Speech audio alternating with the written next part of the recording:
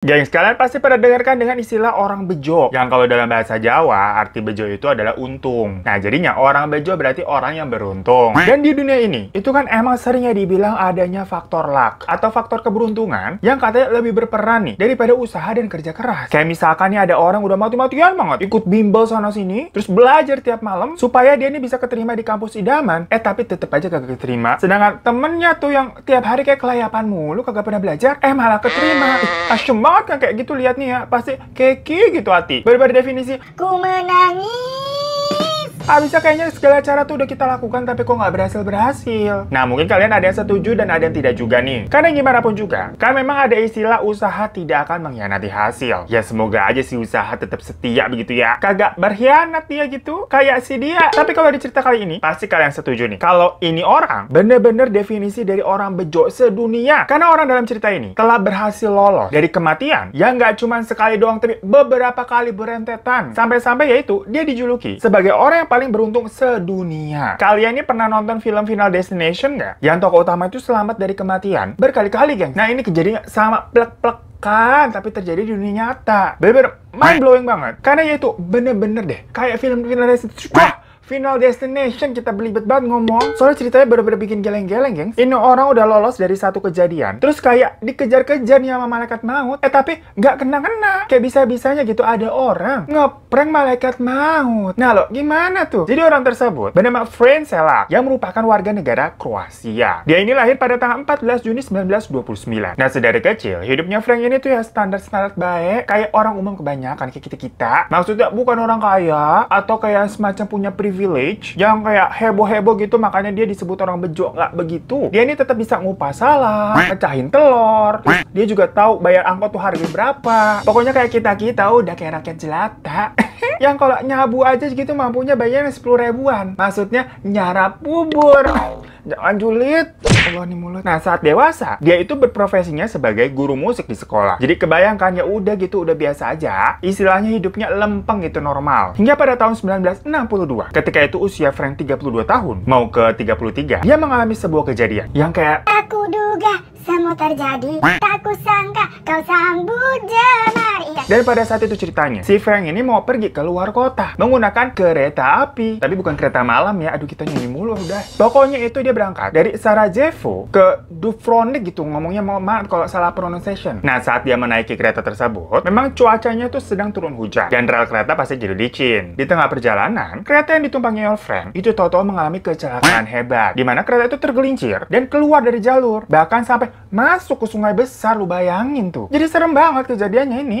Kayak Final Destination 5 berarti itu kejadiannya di kereta juga. Hingga saat itu ada sekitar 17 orang yang nggak selamat, gengs, penumpang di kereta itu. Tapi beruntungnya Frank ini berhasil lolos, selamat dia. Yang mana meskipun keretanya udah nyebur tuh masuk ke sungai, dia berhasil keluar dalam keadaan basah kuyup dan mengalami luka ya lumayan berat sih, yaitu patah lengan dan hipotermia karena kan kedinginan tuh basah. Pokoknya habis itu butuh sekitar 3 bulanan sampai Frank ini benar-benar pulih. Tapi by the way, waktu pemulihan 3 bulan itu termasuk cepet loh, gengs, buat kayak patah tulang ya. Mungkin karena saat itu usia Frank ini masih muda ya, masih 30-an. Jadi pertumbuhan tulangnya juga masih bagus lah. Beda sama kalian udah pada tua, mandi malam-malam aja rematik jadinya. Tapi anehnya, geng, setelah lolos dari kejadian maut tersebut, banyak banget peristiwa-peristiwa lain yang memperlihatkan kalau Frank ini seperti dikejar sama malaikat maut dan jadi kayak diteror mulu dia. Abisnya baru aja sembuh nih dari patah tulangnya tadi tuh 1 tahun kemudian, tepatnya pada tahun 1963, tiba-tiba datang kabar yang tidak enak yang memberitahu Frank kalau ibunya itu sakit keras. Nah, karena kondisi tersebut bisa dibilang urgent ya namanya orang tua sakit kan, Frank pasti ingin cepet-cepet menemui orang tuanya. Oleh karena itu, dia memilih pesawat terbang sebagai alat transportasinya, biar cepet nyampe udah. Akhirnya Frank saat itu berangkat dari kota Zagreb menuju kota Rijeka. Yang lagi-lagi maaf kalau saat sebut nih pronunciation-nya. Biasanya kita mau ngomongnya Bogor, Depok, BSD, Cibinong begitu. Pokoknya pada saat itu adalah pengalaman pertamanya dia naik pesawat. Ya namanya baru pertama kali nih naik pesawat ya. Kalian juga dulu kan pasti heboh tuh. Ketakutan lah, keringet dingin. Sampai baca-baca doa mulu. Mau doa makan, doa tidur, doa masuk WC, semua disebut. Dan karena karena emang ya udah agak parno nih dari awal, friend itu memilih duduk di kursi paling belakang. Di ujung deh deket toilet, pokoknya deket pramugari pada duduk juga tuh. Biar kalau paling depan terjadi apa-apa, dia paling terakhir gitu yang kena. Soalnya memang menurut penelitian, bagian belakang pesawat itu adalah kursi yang paling aman dengan peluang tingkat hidup yang paling tinggi sekitar 69%, gengs. Bentar-bentar, berarti kalau di bisnis class itu kan selalu paling depan ya biasanya. Lah kagak aman dong, udah bayar mahal-mahal tapi kok kagak aman? Nah mungkin di sini ada teman-teman dari penerbangan yang ngerti, boleh komen di bawah ya. Abis bener aja, geng. Ketika pesawatnya udah terbang tuh, udah tinggi, apa yang dikhawatirkan sama friend ini benar-benar terjadi. Entah ada kerusakan apa. Tiba-tiba pintu pesawatnya kebuka sendiri dong. Lah bayangin di udara gitu di atas, pintu kebuka sendiri dikata lagi naik angkot. Lah kan pasti panik gak? Ya panik lah. Otomatis karena ada perbedaan tekanan. Hal itu membuat para penumpang ini satu persatu tersedot keluar alias terjun bebas, gengs, jatuh. Lah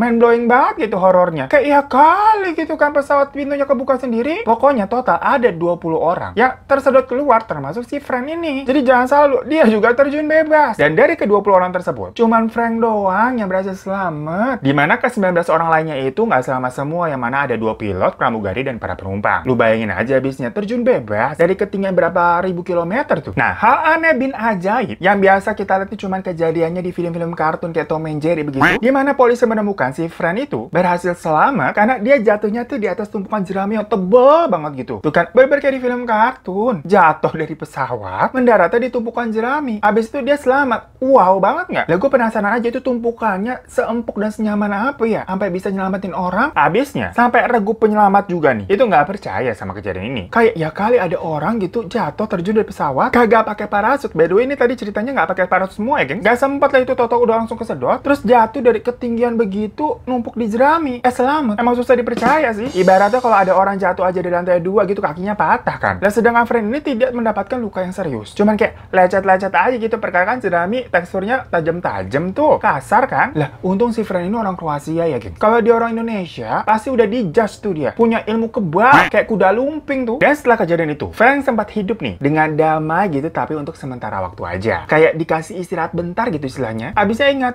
ini kan Final Destination. Malaikat maut mau lu prank. Kayak berani banget lu tong nyalinya. Lah gemes lah itu pasti malaikat maut kayak gagal maning. Lalu 3 tahun setelah kecelakaan pesawat tadi, lagi-lagi si friend ini mengalami insiden kecelakaan yang menewaskan banyak korban juga, geng. Dimana pada tahun 1966, friend ini cerita lagi naik bis karena mau berangkat kerja kan. Terus dia duduknya tuh di dekat bangku pak supir, kayak naik delman ke kota. Nah pada saat itu tiba-tiba bisnya tuh tergelincir dan jujuk jatuh ke sungai hingga menyebabkan 4 orang tewas, 4 orang penumpangnya. Sementara si friend ini dengan sekuat tenaga berenang ke tepian dan berhasil selamat. Dan lagi-lagi dalam insiden itu, friend hanya mendapatkan luka-luka kecil aja dan gak ada pokoknya luka serius. Kayak cuman memar-memar gemes gitu kayak orang kepetong meja. Padahal kecelakaan bisnya tergolong parah, geng. Pas kegelincir, itu sampai kebolak-terbalik gitu sampai masuk sungai. Berarti ini kan kali ketiganya tuh si friend selamat dari kematian. Kayaknya lama-lama dia akan temenan sama malaikat maut gue rasa. Setelah 4 tahun berlalu dari peristiwa bis yang tadi tuh, friend ceritanya udah trauma nih naik kendaraan umum, dimana dia akhirnya memutuskan untuk membawa kendaraannya sendiri aja, les nyetir sendiri. Ya abisnya naik kereta error, naik pesawat error, naik bis juga error. Elah gue nyetir sendiri aja lah, kayak gitu kali maksudnya. Hingga di tahun 1970, tiba-tiba aja mobil yang friend gunakan ini mengalami kerusakan mesin. Tapi kerusakan mesinnya ini tergolong parah, gengs. Bukan cuman kayak mogok doang, dimana saat itu tangki bahan bakarnya bocor dan menimbulkan percikan api. Saat itu dia sedang mengendarai mobil di jalan tol, dan pas ngeliat ada percikan api gitu, dia ini sempat melipir dan keluar dari mobil lah. Tapi nggak lama setelah friend keluar, tiba-tiba mobilnya meledak. Wah, ini jujur cerita tergokil banget nggak? Meledak, geng. Coba itu misalkan kayak di Jakarta keadaannya macet gitu ya, stuck kagak jalan. Lah melipir aja susah, pasti masih di dalam mobil tuh. Kalau begitu mah alamat udah jadi menu ayam bakar mos-mono di dalam. Gila ya, jadi nambah nih. Ya kereta, ya pesawat, ya bis, ya mobil pribadi juga siap. Cuman meskipun sudah mengalami kecelakaan yang kayak tadi, friend masih memutuskan untuk menyetir mobil sendiri ketimbang pakai angkutan umum. Kenapa? Karena yang terakhir tuh, gimana pun juga, walaupun yang musibah ya, tapi nggak ada korbannya. Beda sama yang sebelum-sebelumnya. Jadi ada kemajuan nih, gengs. Paling better berarti pakai mobil pribadi aja udah. Nah mungkin saat itu adegannya malaikat maut pas lihat juga kayak, gemes banget, gagal lagi nih.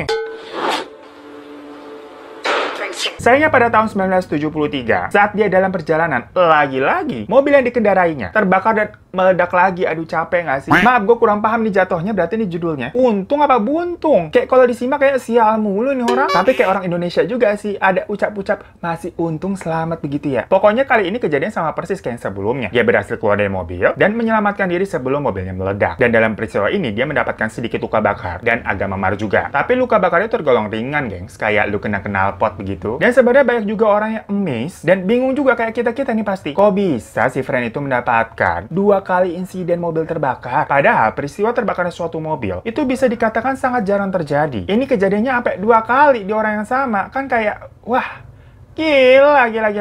Agak nonsens sih. Nah, selanjutnya, friend ini mengaku, sewaktu di tahun 1995, dia mengalami juga tuh insiden ditabrak bus saat dia sedang berjalan kaki. Tapi lagi-lagi, dia selamat, luka-lukanya ringan aja. Lalu, setahun setelahnya, pada tahun 1996, ketika dia sedang berkendara di daerah pegunungan Kroasia, mobil friend ini hampir aja bertabrakan gitu pas-pasan dengan truk yang gede banget kayak truknya Optimus Prime. Dan untuk menghindari tabrakan tersebut, mau nggak mau, friend ini banting setir dong, dan menerobos tuh jadinya pembatas jalan. Nah, bayangin guys, ini di pegunungan. Lah kalau banting setir, kanan kiri jurang nggak sih? Ya bener aja, akhirnya mobil friend ini jatuh ke jurang sedalam 300 kaki atau sekitar 90 meter. Bentar. Ini gua napas dikit dulu boleh ya? Wah, gila, kayak udah dong stop gitu ya. Soalnya kayak kagak selesai dari tadi. Dan saat itu pun friend berhasil selamat. Karena waktu nabrak pembatas jalan dan jatuh ke jurang tadi tuh mobilnya, dia berhasil melepaskan seat beltnya dan terpelanting keluar mobil. Jadi dia nggak ikut nih sama mobil yang jatuh ringsek ke bawah. Terus dia ini berpegangan sama pohon-pohon yang ada di sekelilingnya. Mohon maaf, ini film apa gimana sih ceritanya?